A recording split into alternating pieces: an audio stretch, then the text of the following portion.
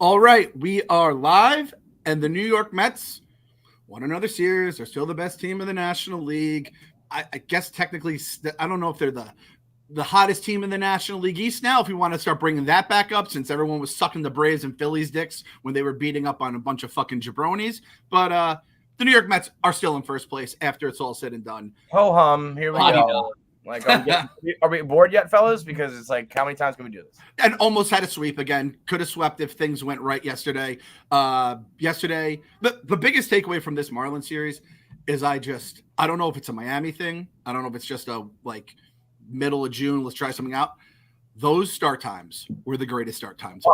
6:40, 4:10, 12:30 or whatever the fuck Peacock time is. Give it to me, Clem. I'll take that. If that was baseball, I would never watch anything else. I barely do anyway, but those start times were, except for the Peacock fiasco, I was all set to suck 12 o'clock's dick until I realized I was at my mom's house and trying to get Peacock on her TV from the 1930s. I just said, fuck it, and listened to Howie on my phone.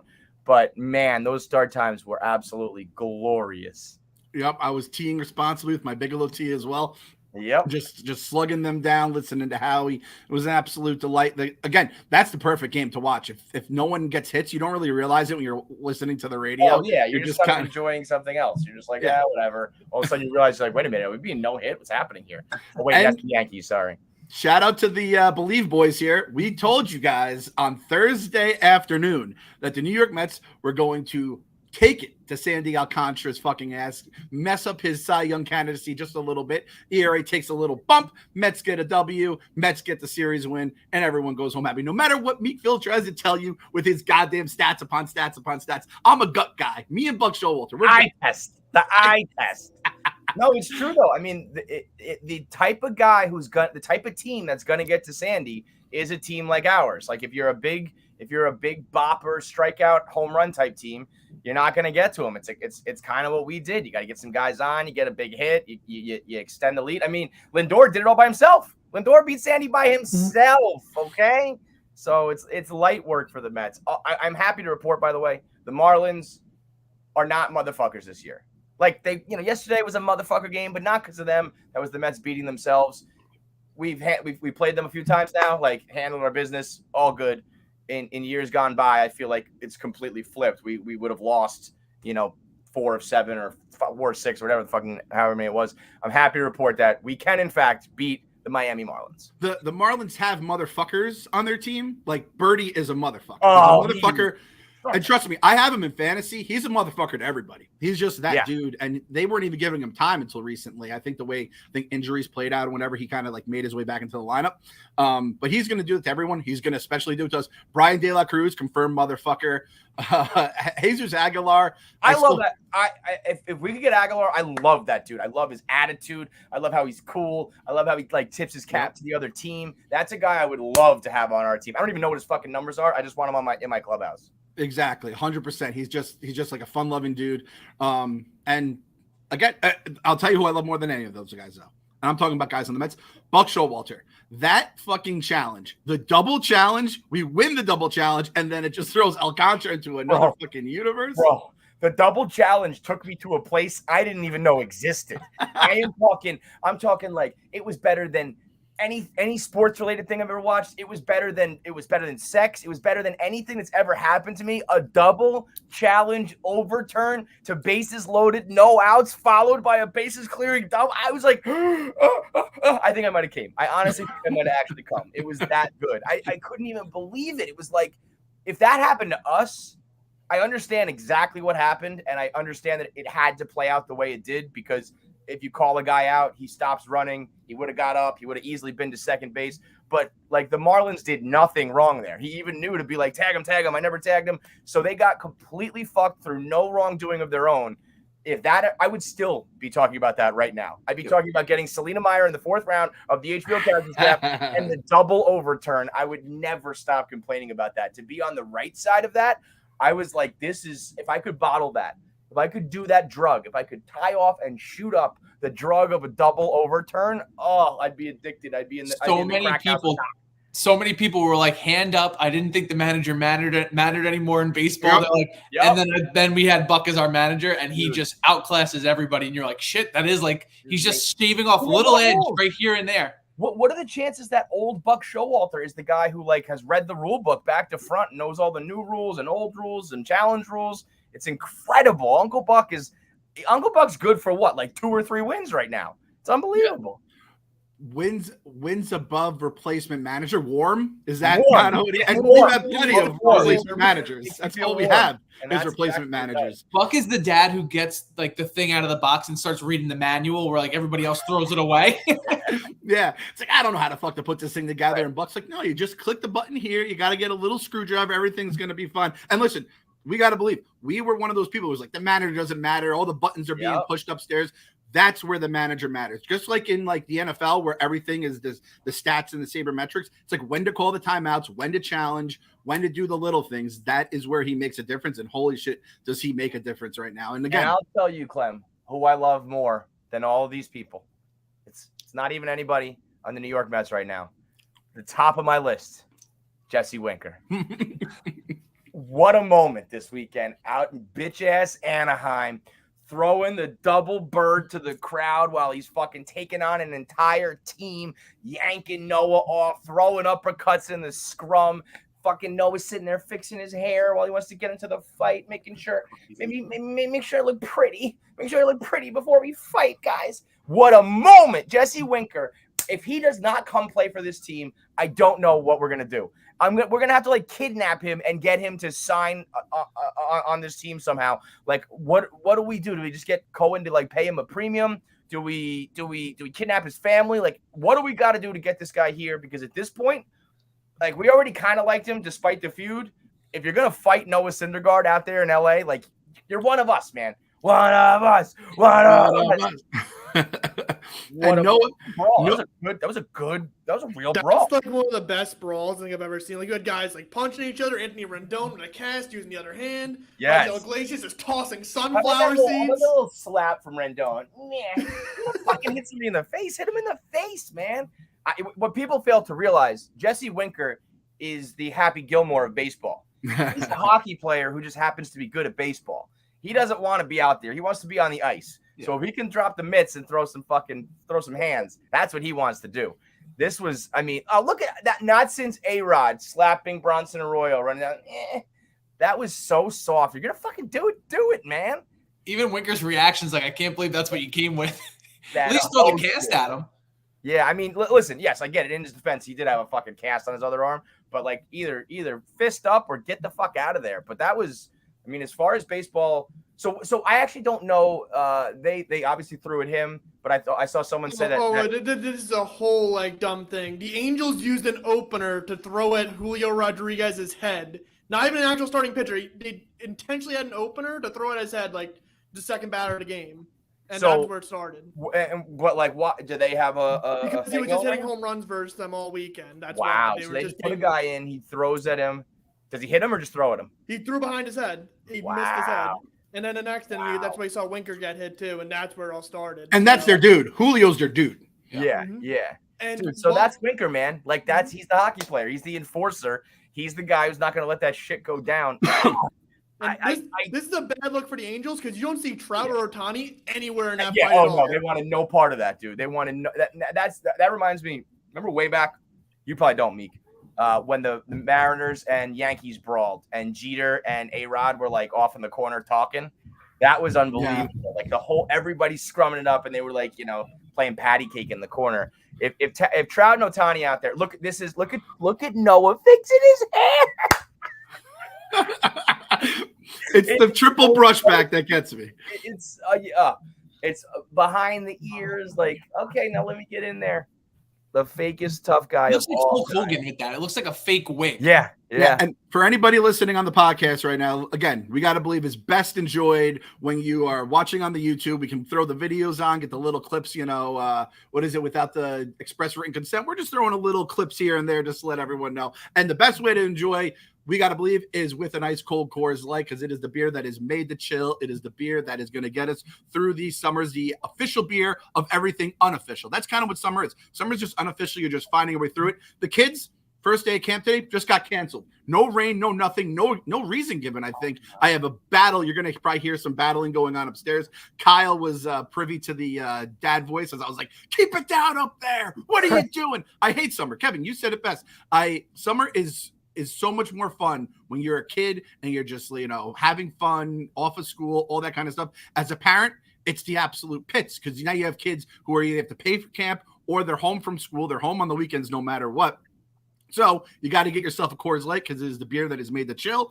It's the New York Mets of beer. It's the only thing that's keeping me sane right now. So get yourself your Coors Light. And to make things even better, Coors Light is looking to make the most of your summer with a chance to win exclusive chill merch, fun local experiences, and even a trip to New York, Chicago, or Los Angeles. Enter to win at CoorsLight.com/believe. No purchase necessary. Sweepstakes ends August 15th, 2022. Game ends September 6th, 2022. All 50 U.S. states and Washington, D.C. 21 or older only. Void where prohibited. For rules, visit CoorsLightSummer.com. This is the best thing you could do. Win that trip. Escape your kids. Leave them with a babysitter, a parent, leave them at alone. the house, locked Just up, leave whatever.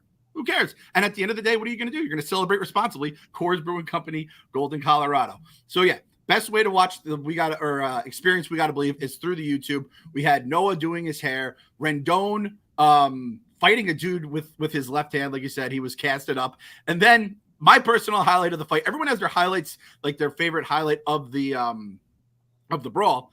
My personal favorite was the seeds being thrown by, I think that was Iglesias. Was that Iglesias who threw those? What was that move though? Like.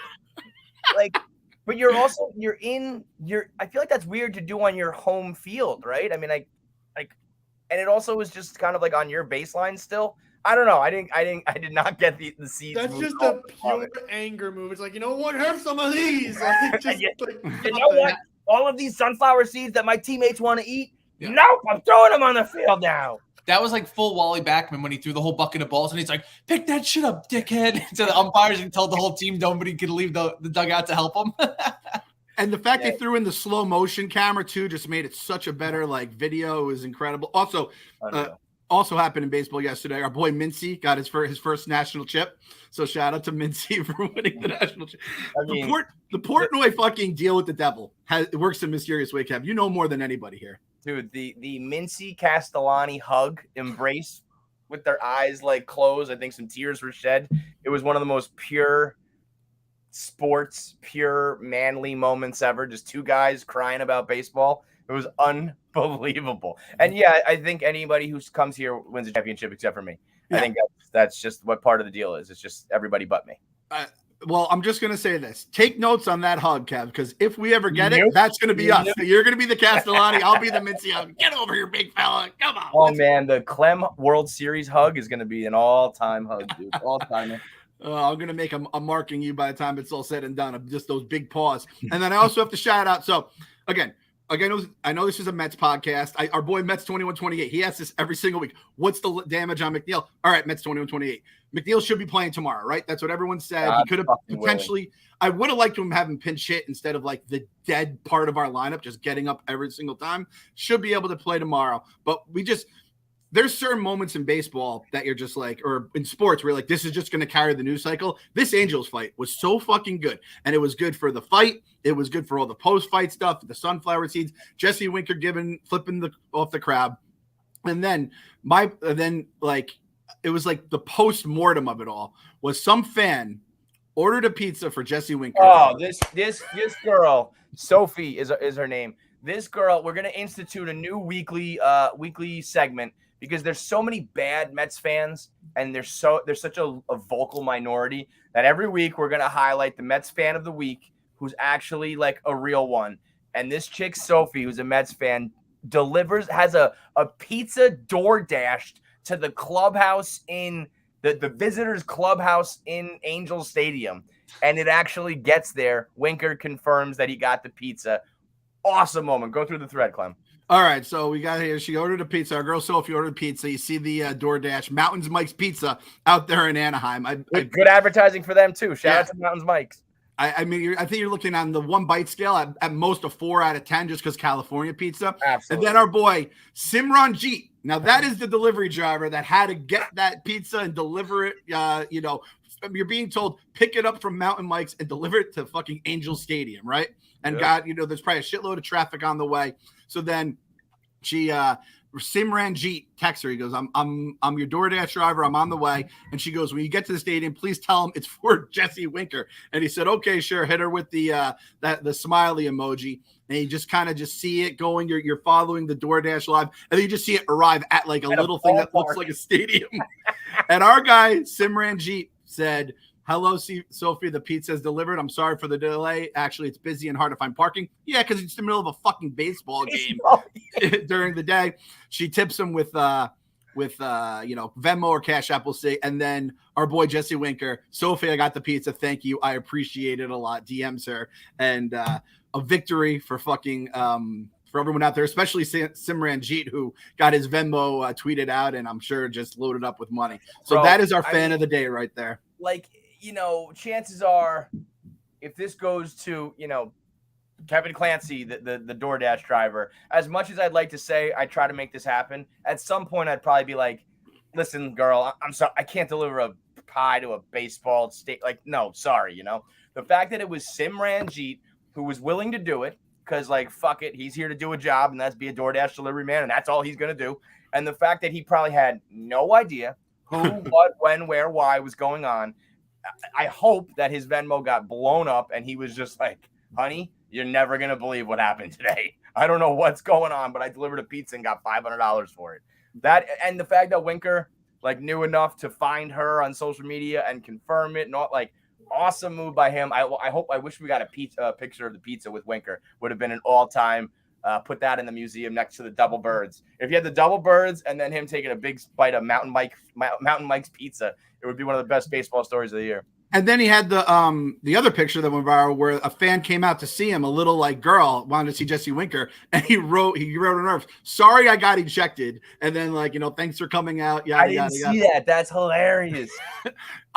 Listen, the best. I know Mets fans got a little hot under the collar that we said we wanted to sign Winker. We saw him before the Mets game. Obviously, motherfucked us with that home run, but ended up winning. Whatever. How could you not love this dude? Listen, if you're one of the people who have not caught on that the Winker rivalry is one out of love and not hate, yes, if we've said it before, if he played in the NL East and he was doing this to us 19 times a year, I wouldn't have this little love affair. If he, knocks us out of the playoffs one day, yes, it won't be the same. But right now it's the perfect, you see him maybe once a year and you get all of this material out of it. It's unbelievable content. He's like a true blue New York guy, Bills Mafia, the whole nine. If you're not down with Winker at this point, look at the Abigail. Love it. That's great. And the ball says, you can't really see it. It says, sorry I was ejected. Hope to see you at another game soon. That's amazing. Jesse Winker. She just has the perfect little kid smile, And I'm actually going to go ahead and declare Abigail the best little girl fan of the weekend because fuck that chick in the bleachers flipping the bottles. Fuck that little girl. You think you're cool? Huh? Would it take you 4 spins? Give me a break. My kid could have that bottle. It was perfectly filled, the right size. If you're not doing one and done with that bottle, you suck, kid. I don't know what happened to the big old bad bleachers, but now we got little kids playing bottle flips. Not my Yankee stadium. Not my Yankees baseball. Look at this little fucking kid. She sucks, man. I need an O'Doyle rules to stuff her in a fucking garbage can. I'm telling you, this is going to sound intense. I feel like the Yankees might go on a losing streak here because we said this. When the Yankees fans, when the Gabagools were coming out, we had that one dude who was like the epitome. I don't think he was even born. He just was formed from all the Yankee Gabagool fans cursing and Judah and the 27 rings. He's like the epitome of the 27 rings crew. He fucking came out of nowhere and they've just been a wagon ever since, right? This girl does this. They got no hit on Saturday. Sunday, they ended up pulling one out, because Aaron Judge is the best player in fucking baseball now. But I'm telling you, I'm going to go responsibly bet this on the Barstool Sportsbook. I'm betting against the Yankees all week money line, and I'm just going to see how it plays out because I'm telling you, that is not the bleachers I grew up with. No. I feared the bleachers as someone that didn't even go to the bleachers as a Mets fan. Any other park? Listen, I'm a dad. I got a soft spot for a little girl. I'm a girl dad. Any other park, you're flipping bottles and the crowd goes wild. It's a heartwarming moment. For the bleacher creatures to have sunk this low, this is sad. This is, take this to the suite. Take this to the ritzy part of the stadium. This is where the dirt balls are supposed to be. This is where you shouldn't even be able to bottle flip because you're supposed to be covered in pizza grease and mozzarella milk and all that shit. This ain't the bleachers that I know, man. The Yankees, I don't know what the fuck is going on with the Yankees. It's just patently ridiculous that out of all these years, this is the team that's on pace for 120 wins. Doesn't make any sense. Shouldn't be this good. If it wasn't for Aaron Judge, like you said, who just decided to butt fuck the Yankees with every single home run. I mean, every knock, it's like, put another $2 million on, another $2 million. I mean, he's going to end up getting like $100 million extra just because of this season, because the Yankees decided to penny pinch and lowball him like a bunch of fucking Baroque boys. And they lost arbitration too with him, or did they come to an agreement? It's always that he wanted 21, they wanted 17, they met in the middle at 19, whatever. And Aaron Judge was asked, "Oh, does this give you more confidence that you'll agree to a long-term deal?" And he flat says, "Nope." That was the best. Does this give you more confidence? Nope. This deal is this deal. That deal's that deal. Don't give a fuck. I mean. Did they ever? Was there ever any long-term offers like actually put out there? Only before the season, it was like 7-2-30, and we were all calling him an idiot for not taking that. Right. He never got Bryce Harper money. Now he's just the best player in the league, so he's guaranteed to get it. I mean, at this point, it doesn't matter. What his age is. Doesn't matter what his injury history is. You do what he's about to do this year. It's easily a 3-handle in front of your contract. And I mean, it's weird because I hate it. I mean, every time I turn around, Aaron Judge is hitting a home run. But the fact that it kind of fucks the Yankees at the same time, I actually don't hate him as much as I've hated the past stars of the Yankees, because knowing in the long run that this is going to either it's either going to make them sign him when, probably the prudent move is to not give a guy that big and that old $300 million, but also he can't go. Imagine he goes somewhere else while he still has a few years of his prime left and he's killing the Yankees. I mean, it's a bad spot to be if you're the home team. That's why you probably just should have worked something out. They want to make him captain, and they can't make him captain if he leaves. So it's like they're going to have to pay just for the C on the chest type of thing, where it's like, here's an extra $45 million in an extra year because we need you to be the face to sell the tickets, because that's all the new age Steinbrenners care about anyway. Right. Right. What are you going to do at that point? You have to sign him. Would you want Aaron Judge on the Mets? Yes. At whatever cost you think. Yes. Let's say it's 350 over 10. You want it? Yes, just because in the moment the tears you'll get from Yankees fans will be worth every single moment of that. Yep. Not to mention, I don't think the Mets have ever done like that type of splash where like they just spend stupid money on a player might not pan out. Like, when was the last time the Mets did something like that? You know what I mean? I mean, if Cohen wants to really see, like, I think Cohen is a smart guy. And like he said, and like he's kind of shown, he's not going to spend on absolutely everything. I do think he will, like, once you dangle in front of him, like, you could really fuck the Yankees and their fans. I think he'd go to any length. I think he'd be like, this is no longer baseball. This is now like a personal vendetta that I'm paying for. That's like an art piece. That's something separate altogether. That's artwork, So I feel like if there's a chance, I don't know if Aaron Judge would do it. I think it would have to be like the money would have to be crazy different, because I do think he's like aware of his image and Yankee fans and all that shit. But I don't know, man. If the Yankees piss him off enough. So I've been trying to figure this out because I don't know much about Aaron Judge in terms of, like, I feel like he's a loyal guy. I feel like he wanted to stay, right? And I feel like he likes the Yankees. I feel like he likes being the face of the Yankees. At the same point, though, like, they did kind of fuck him here. They left him out. If he got that injury that he gets every year, he would have been fucked, right? Going into free agency. Right.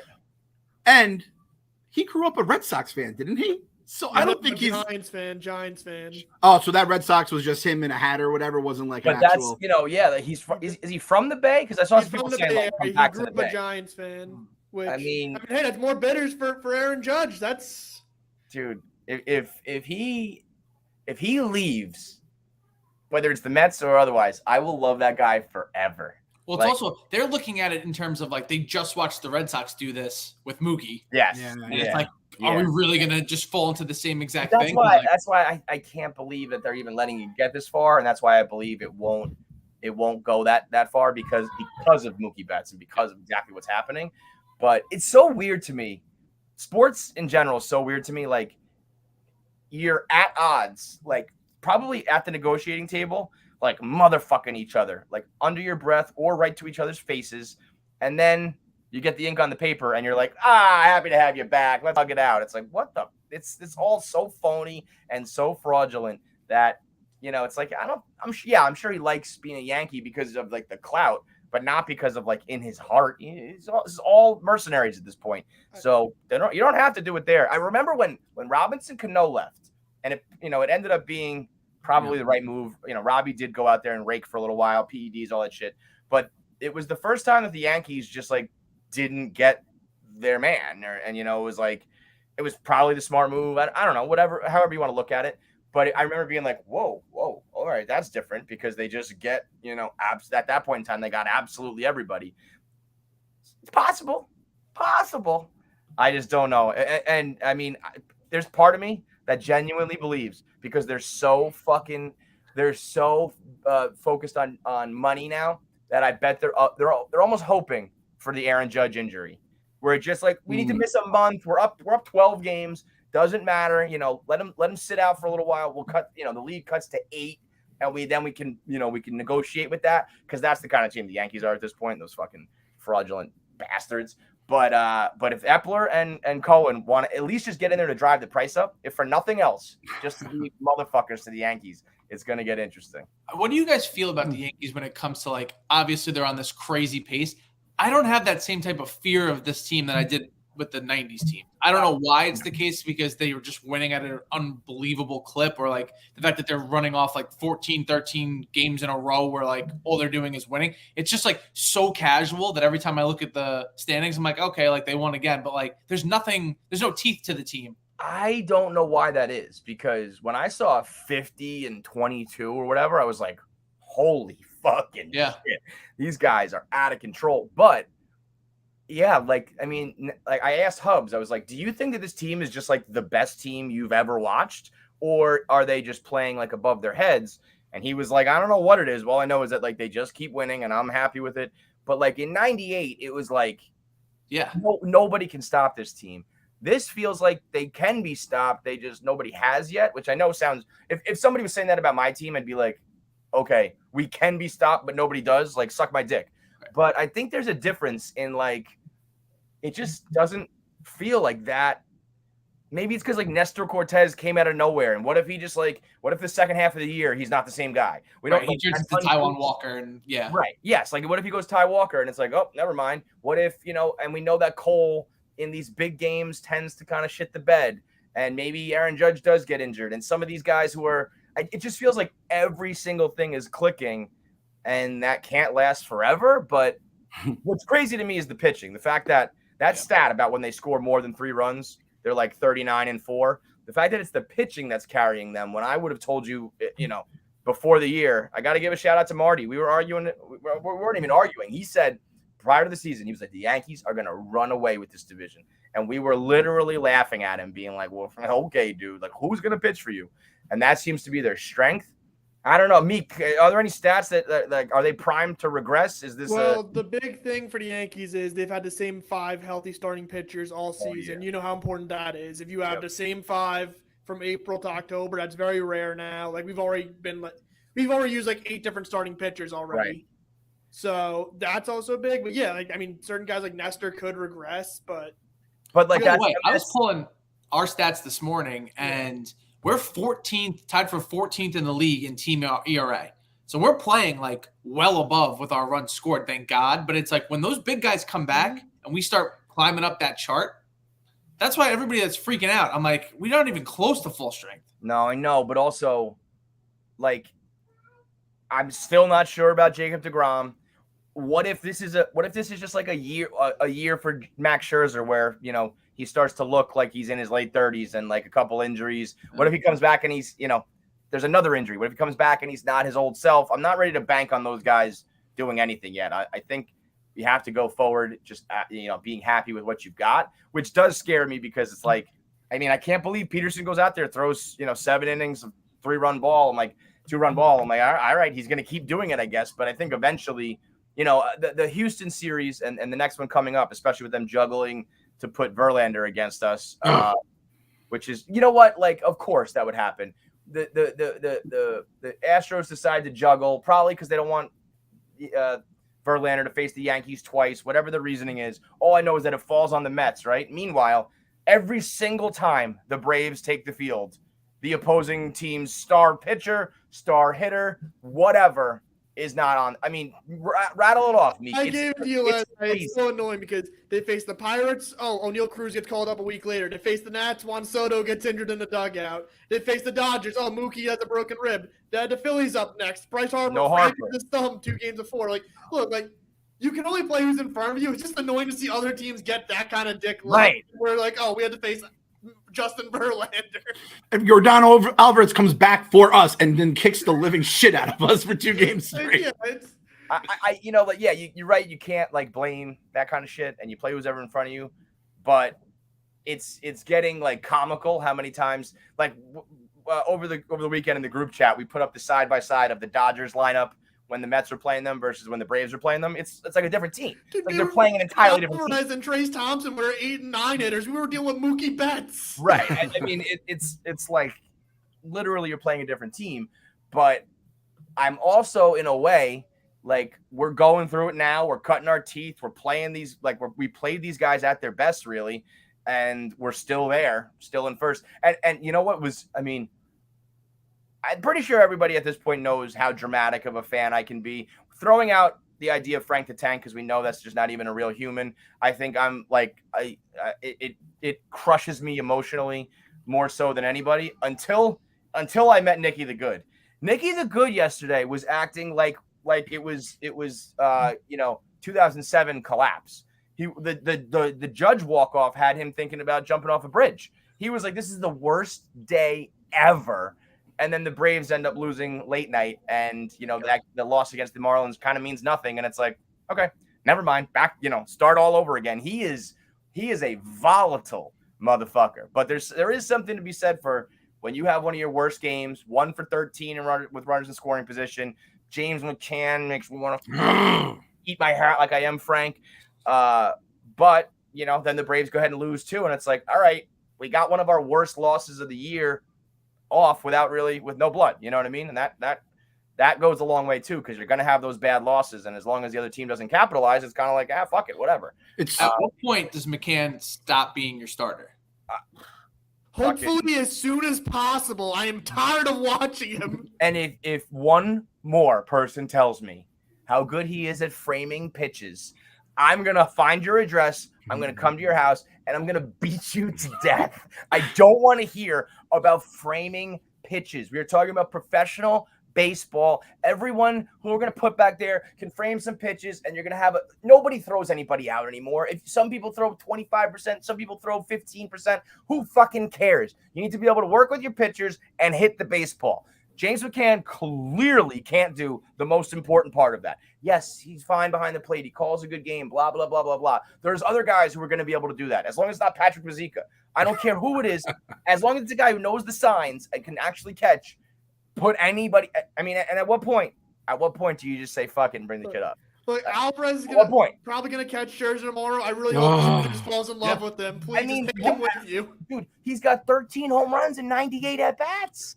It's like, he has nothing left to do with them at the minor league level. I don't care that he's 20. I don't care if he was 11. He's on pace to hit like 75 home runs. Everything is factor because you have Alvarez just sitting there. Like, if there was nobody to bring up, then you're like, okay, well, like maybe Nito's not the starter, and you don't want to like screw over McCann if this is going to hurt his confidence. But like, he is not the future. We know who the future is, so it's like let's use the guy who's hitting the ball with runners in scoring position.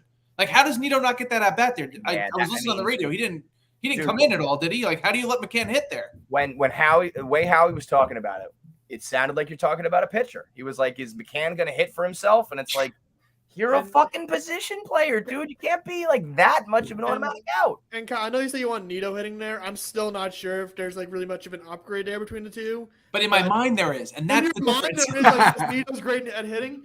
I wish Jeff McNeil was healthy enough to hit there. That's really what it comes down to. And that's the real difference. I mean, he must be still – if he's going to play the next game, like we all said, like was he really not available to swing the bat like a few hours earlier? It's so weird because he injured the hamstring on Monday, and they said like, oh, he's available to pinch hit and all this. And it's like, oh, well, now It's also one of those things. It's late in the game. He just sat on the bench the entire game, so it's like you ramp it up and then you shut it down. Do you really want it? Type of thing. But I know, but it's also like, and he still has his kid on the way. Like we have to worry about that.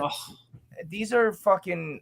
Though what you just said there, you're not wrong, but it's such a baseball statement. Like that's where I know that other fans of other sports are like, "Are you fucking kidding me? He couldn't get up there and do what he does for a living one time because his muscles are a little bit cold. Like just go swing the bat and win the ball game, man." Yeah. Thank God for Luis Guillorme because he is like without McNeil, we would have because then we're having Escobar and then JD who can't hit a fucking fastball down the heart of the plate. Having that with the catching situation, we'd be losing our minds right now. Even with all the wins and stuff like that, it's just seeing the word that should have F blank blank BLE offense as Phil put it. I can that would drive us absolutely crazy.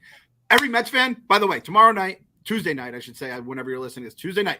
Every single Mets fan listening to this should be in one of two places watching a baseball game. They should either be in fucking Hartford watching Max Scherzer throw to Francisco Alvarez, or they should be at Barstool the Ballpark. Barstool the Ballpark, if you go to the We Gotta Believe social page, has the link for it there.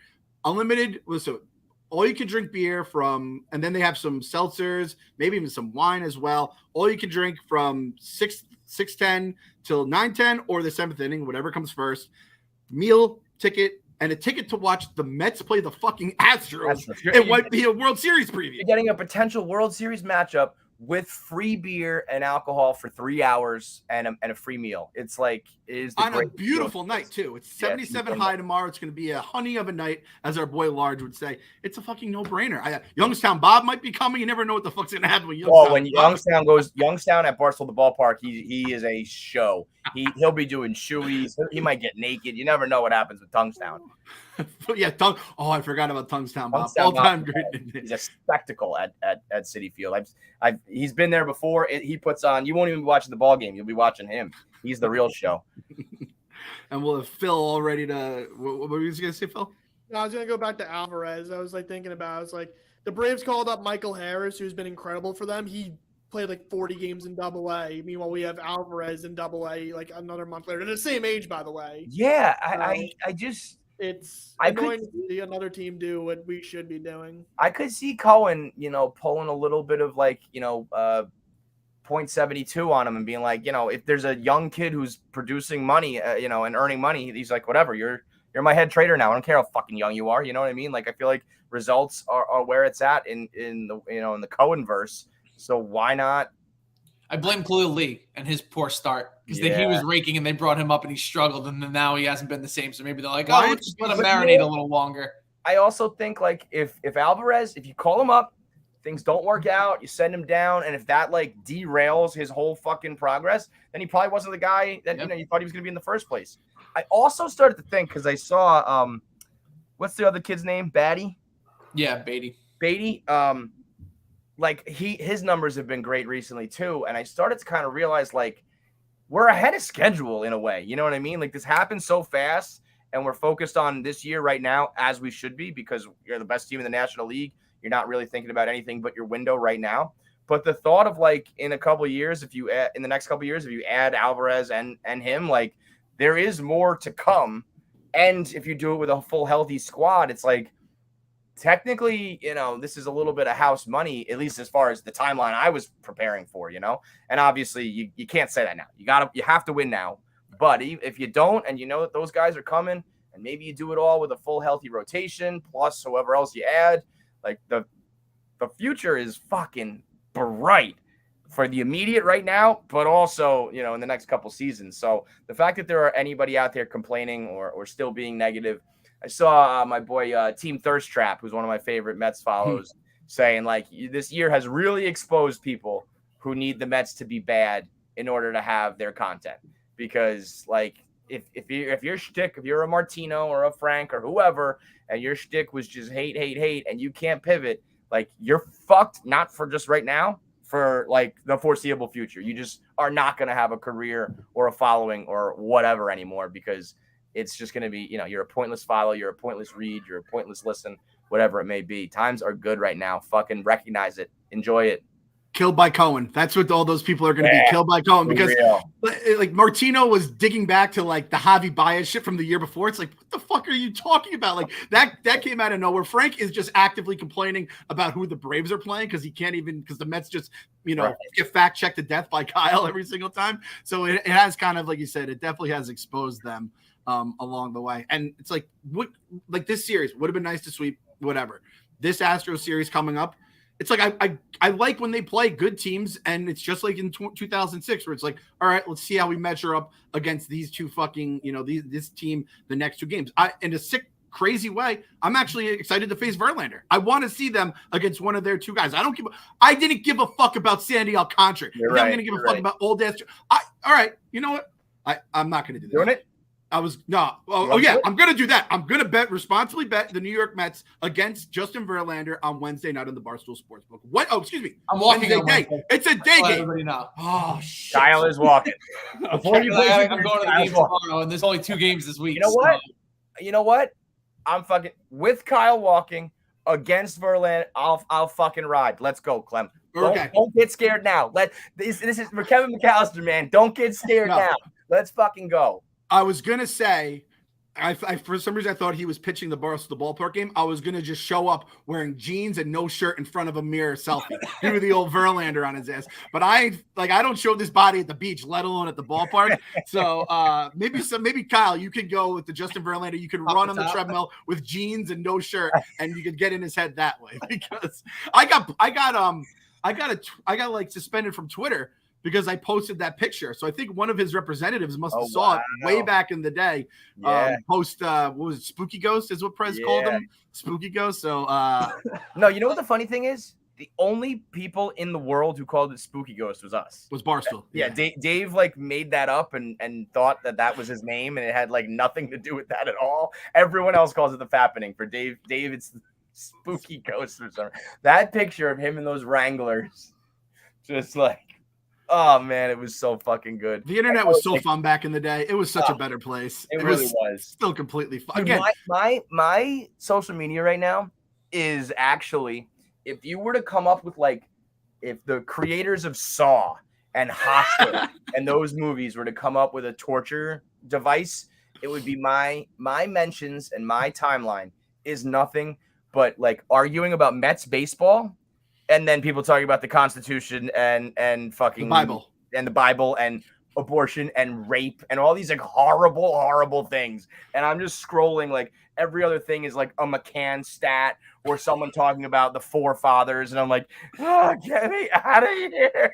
It's a house of horrors, man. You definitely bit off more than you could chew with that one, but it is what it is. That's kind of where we've gone. Dude, that's what if you look at my timeline too, my shit's like, get McCann out of here. I hate the White Sox fans. And then I'm like, by the way, the Constitution is 300 years old. Why are we fucking like it is the ramblings of a madman.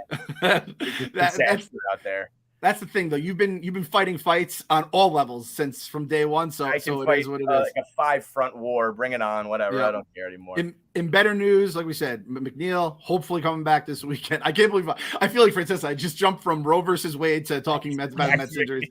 McNeil coming back. DeGrom through simulated game, 20 pitches. Hopefully has a like that minor league rehab assignment every fucking game, and like we're gonna be on like breathless. Like update watch on that. So just letting everyone know now. Holderman, most importantly, fuck Jacob DeGrom. Seriously. Holderman throwing a AAA session should be back. Trevor May still doesn't face batters, but Dude, what happened? Bicep inflammation is what they were categorizing it as. I mean, he must be injured, man. It's been a while now. Yeah. Long enough that I forgot about him. And long enough that I forgot about him and then remembered, we desperately need that guy back. We need someone who can throw fucking hard. I know, at the time he wasn't the best. And you almost hope it was because of that injury. And a lot of people were kind of getting on him. But a guy who can at least throw hard, even when Seth Lugo goes out there and gets it done, I see these balls that are 92 miles an hour and they just look like they have full movement. And it's every pitch is he gave up 2 barrels right to the warning track. Yes, right. Everything's escaped it. Yeah, it's okay, you got your outs, and it was a clean. People keep talking about Adam Ottavino's 2.6 ERA. I haven't dug into it because I did. Is it inherited runners that 35% of his inherited runners score? Yeah. So like come on, dude. ERA. Like that was your smug fucking face saying I'm not going to lose any sleep over this. It's like, yeah, of course you're not. You're just cashing in everyone else's runs. Bro, when he said that, like I know it. If you didn't, it's true, but you can't say that. Like, he gave up the game losing home run, walk off home run, and he stands there. You know what he looks like? He looks like the bad guy. You guys ever watch One Tree Hill? He looks like there's a douchebag dad in One Tree Hill. He's got this like the black hair, like coiffed over, looks like a total asshole. And he stands there looking like a pretty boy, being like, oh, for me, it's not a big deal. I don't want to lose, and I don't want to give up the game-winning home run. Like, I feel bad for my teammates, but for me, not a big deal. And it's like, people say about relievers, you have to have a short memory, and, the next day is all that matters, blah, blah, blah. When you, like, just gave up a walk-off to a team you absolutely should have beaten, and I know, it's not his fault they went 1 for 13 with runners in scoring position, but the last thing I want to hear is no big. It's like when Tom Glavine lost us, the collapse was complete. That hurt on game 162, and he was like, guys, like there are more important things than baseball. Like, not right now, there's not, you fucking idiot. I don't want to hear Adam Ottavino being like, yeah, this doesn't mean a lot to me. It's like, well, I'm taking years off my life over here, so fuck you, Adam. This is Phil's like enemy too, so I'm sure Phil wasn't feeling great after that. I didn't hate him until now. I hate him. It used to be I hate Shreve. And I don't like when Ottavino's out there, but I don't have a personal problem. Now I'm like, you're on the Shreve list. I fucking hate you. I hate him, but he was doing good for a few weeks, but you just can't. He's a coin toss. He's 50-50. When he gets out there and he's throwing, you can tell right away. It wasn't just a home run. The whole inning started. Jared Cooper flies out to the warning track. Jesus Aguilar, rocket deck Yorme has to save him. Like, he was just begging to give up. Like, that's just, like the odds were just trending against you. And when you see, like, God willing, when we do make it to the 9th inning with a lead and you see Diaz come in and it's like, oh, this is what a reliever with, real talent and real stuff. And I have already made my amends. I hope I have apologized profusely. I feel like I need to do it again and again and again. I mean, when I see Diaz out there, he's striking out like 2.5 batters every fucking outing. He's almost striking out the side every single time he goes out there. I can't say it enough. I was so wrong. I'm so sorry. I love you, Edwin. I'm so sorry. I never thought he'd be there. I never thought he'd be like begging for Edwin Diaz. I forgot that me and Joe DeMeo were on an island as the president and vice president of the Edwin Diaz fan club. And that was after my Nimmo BP. I'm like, shit, my takes have really been good so far. I mean, trust me, like the Khalil Lee smaller bat thing, that is one that's going to take a little while to come to fruition. May not be in Flushing, but I feel like a Rafi Montero. But that's the other thing too. Oh, seeing Montero pitching for the Astros and being good, that hurts so much. And you know what though? Like that was another game I was listening to on the radio and how he was talking about him. And it was like, that almost had to be his path. Like there was no way that was ever going to happen for the Mets. When you have a guy that comes up as he did at his age, as hyped as he was, and then faltered as much as he did, you have to like leave that program, that franchise, and go somewhere else, and then come back as a reliever and all that shit. And the Astros happen to be like the team where he landed to do that. And the Astros, you got to tip your cap because they're a great do that. Who know? Yeah, they know what they're doing, and they're like, you would be good over here. But like, it's almost like the Astros should be like thankful for the Mets. Like, you took those years and like dealt with that, so we could have this. And that's why it's just like, can we find one of those? Like, is there one out there that we can? Because it's not going to work, boys. That pen is not going to get you anywhere. It's not even just like it's not like just like our loss. Montero was on 2 other teams after us. Like a long time. The Rangers he was okay with. He was on the Mariners last year. He gave up in 43 innings. He was worth negative 1.8 WAR. He was the worst pitcher in baseball at the Mariners last year. Then the Astros pick him up, and now he's like really fucking good. Makes you go, Yeah, exactly. And this is what the Astros do. Like they just the little Pittsburgh Pirates. We'll take your guys, we'll fix them up, and we're gonna make them awesome. So again, we're gonna have to face them this week. 2 games. So this counts. I'm with Kyle. This counts as one series. This is the fucking 4-game series. We're finishing up right now. Trevor Williams tomorrow. Man, Max on that fucking Barstool ballpark would have been so nice. Oh, Trevor Williams versus who do we have going? Frambar? Well, actually, the probables have Carrasco tomorrow and Walker. I'm assuming Walker Wednesday. We don't know yet. That's what the app says. Because of the day off today? Because of the day off, yeah. Which, thank God for this day off. This is great for the bullpen. Thursday, so they could juggle the rotation whichever way they want. Then they have to have a long stretch after that. I think they only have an off day till the All-Star break. Okay, so this is big. The Rangers suck? Yes, right? Yeah. They're not good, but they're not like talentless. Trash. Bad. Yeah, like, they have players who are just not good. I don't like playing weird teams like that. Like, couldn't you see the Rangers beating up on the Mets for some reason, and we're just like, what the fuck just happened? They spent so much money this offseason, too. Yeah. There's a lot of big names there. Not this team, Kev. Not You're this right. team. This team is different. What I'm hoping for, this is what I'm hoping for. We'll deal with the Astros. What comes, right? I'm hoping we just beat the fuck out of the Rangers, Reds, and Marlins and get fat rolling into the Braves series. Because I would love to have a cushion there. Not even because if the Braves play well against us, they could take the lead. I just want to roll into that series being like, you've been playing your best ball. You've been doing all you could. You talked all your shit. And at the time of our our series, we're up 8 games or whatever. I would love to really by July, what is it, 10th? We play them the 11th. By July 11th, I want to be we're back to being, the absolute class of the NL East. We will be. I'm telling you right now, we're going to be fine. Max will be back by then. Yeah, Max is going to get a start or two in there, 2 or 3 starts in there, whatever.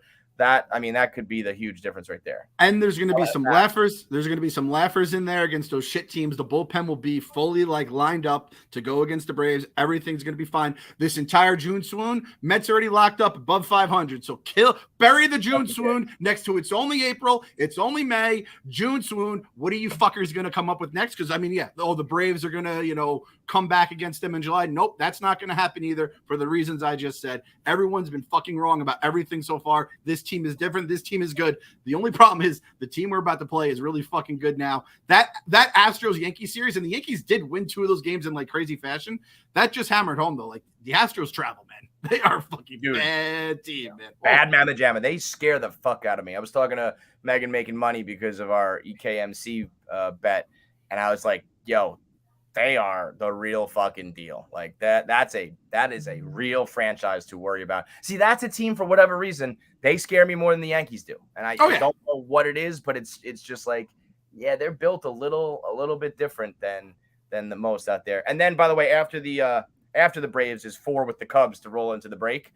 So if we play well against the Braves, and even if we don't lose 2 out of 3, whatever it may be, whatever falls with Atlanta, you have 3, 7, 10, 13, 14, 15 games before the break with a lot of bad teams to get fucking fat. And then if you do play well against the Braves on top of that, if all breaks well for the Mets with Max and with these next 4 or 5 series, you could go into the break sitting pretty. I think the goal should be 60 wins by the All-Star break, which I think what are we at now? 47. 47. So you go 13-6 or something. I just want them to run off with one big winning streak. I know we were on the steady 2 games for the series, whatever, but it just doesn't add up when you have another team like the Braves that go so hot and cold, because all you need is just more steady, that one game every time. If they're breaking off 5, 6, 7, 8 wins in a row, we just need one of those runs just to give us a little bit of more space, because that's never going to last. You know? And that's why I think we're going to be all right, because they have the Phillies coming up, which, again, they have to face the Phillies a few times here in the second half as well, right? And I don't know what the deal with Bryce is going to be, but nonetheless, the Phillies are just a pain in the ass because they're going to make you go into your pen because they have guys who can hit even without Bryce. Then they have the Reds, who stink. They have the Nationals a couple times in between us, but they also have 4 against the Cardinals. We're done with the fucking Cardinals. The Cardinals are going to do versus the Cardinals. By the way, we beat the shit out of them. This team is fucking good. I hate to sound, and I said it to Nikki the Good too. Stop talking to me about teams that are not as good as the New York Mets when we haven't been fully functional this entire time. We haven't had Jacob deGrom for 1 inning this season. And if we get him back, which at this point, I'm starting to do the Kevin thing where it's expect nothing and anything positive from him, let alone Scherzer is found money at this point. We are a fucking good, if not great Bro, team. Look at my man, One Shining Mets, put out every week so far this season, week by week. 7-3, 5-2, 4-2, 4-3, 3-3, 5-2, 4-2, 5-2, 3-3, 4-2, 3-3. That equals 47-27. They have not had a single losing week all season. They're truly, like, if you really want to break it down, game by game, you can get upset, a series here or there, but taking every chunk of each week of the baseball season, we shouldn't be complaining at all about anything. That's how fucking steady they've been. And there's something to be said for that. The Braves, they appear to be one of those teams that's going to win 14 and then lose 14. And if they're up and down and the whole time we're just playing good ball, I think that like bodes well for the later in the season, hopefully the playoffs. I think that like they haven't lost a week yet. I mean, that's fucking like even team except for the Yankees. Everyone else has had, bad weeks, bad series, bad stretches, long losing streaks. It just hasn't happened for the Mets once. I just want to say, we talk about how good that Astros lineup is. I was surprised to look at this. You know where they rank in runs per game? Take a guess. Who, the Yankees? The Astros. Yes. I would think that they're like top 3. I'd say 6. 17th. Wow. That's great.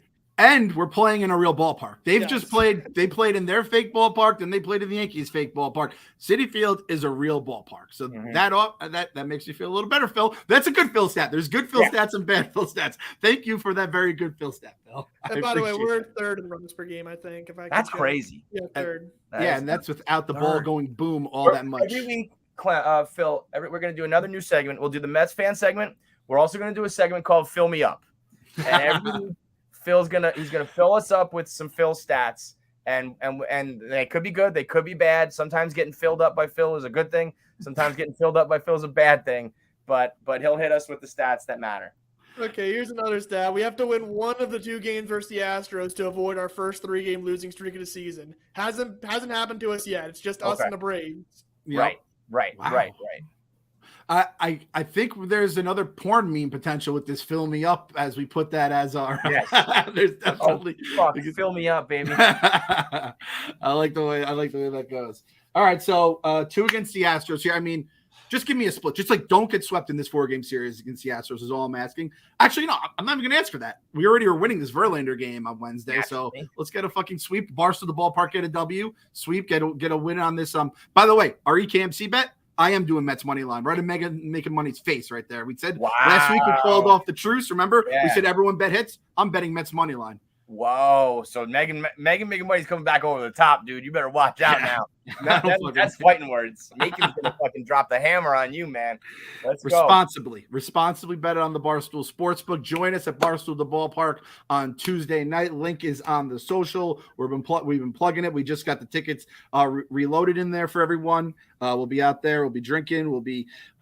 I'll be baptizing. Anyone wants to get baptized? We got beers. We got baptisms. We got potential World Series baseball going on the field. Hopefully Jeff McNeil comes back. Please, Jeff. The Mets would have won one of those 2 games in Houston if Jeff McNeil's on the field. I'm going to go to my deathbed saying that. Yep. And no matter what happens tonight, tomorrow, the next day, next week, keep winning weeks every single week from here on out. At the end of the day, with our cake and our punch and our Coors Light, we celebrate responsibly. Gotta believe.